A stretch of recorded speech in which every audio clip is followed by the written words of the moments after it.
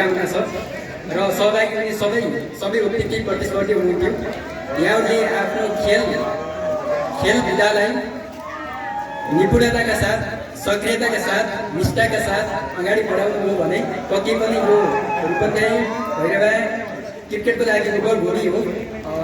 खेलमा यहाँले आफ्नो भविष्य देख्नुभयो र लाग्नुभयो भने धेरै सफलता प्राप्त गर्नुहुनेछ। यसको लागि यहाँलाई शुभकामना छ। यो समग्र यो माननीय कप सम्पन्न गराउनका लागि धेरै सङ्घ संस्थाहरू, खास गरी यो रूपन्देही क्रिकेट सङ्घ,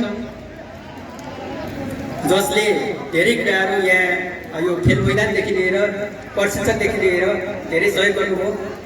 धेरै धन्यवाद दिन चाहन्छु।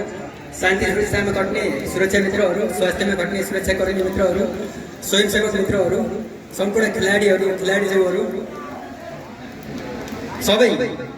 सबै वडाका वडा अध्यक्षज्यूहरू, क्रिकेट सङ्घका राष्ट्रिय स्तरका, जिल्ला स्तरका सबै चाहिँ पदाधिकारीज्यूहरू, सबैलाई हार्दिक धन्यवाद बताउन चाहन्छु।